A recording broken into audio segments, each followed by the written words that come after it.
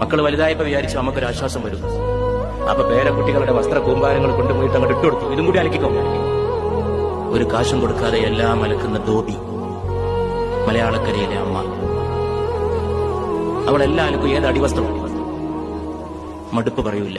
കാരണം അവളുടെ ജീവിതം തന്നെ മടുപ്പിലാണ്.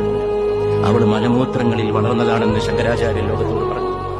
ലോകത്ത് ഞാൻ ആരോടാണ് ഏറ്റവും കൂടുതൽ കൂറും നന്ദിയും പുലർത്തേണ്ടത് എന്ന് ഒരു ശിഷ്യൻ ചോദിച്ചപ്പോൾ പുണ്യ റസൂൽ സല്ലല്ലാഹു അലൈഹി വസല്ലം മറുപടി പറഞ്ഞു, നിന്റെ മാതാവിനോട്.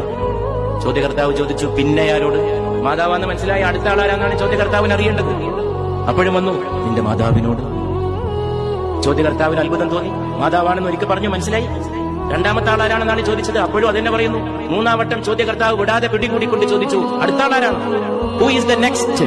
നിസ്സംഗനായി മുഹമ്മദ് നബി സല്ലല്ലാഹു അലൈഹി വസല്ലം മറുപടി നൽകി, നിന്റെ മാതാവിനോട്.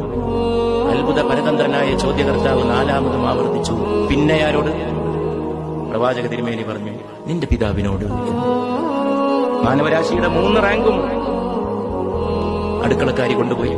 അവളുടെ ഗർഭത്തിലെ ത്യാഗം കൊണ്ടുപോയി. 9.5 മാസത്തെ ജീവത്യാഗം. 9.5 മാസം അവളുടെ വയറ്റിൽ ചുരുണ്ടുകൂടി കിടന്ന കാലത്ത് അനുഭവിച്ച സ്വസ്ഥത നീ ഒരു കാലത്തും അനുഭവിച്ചില്ല.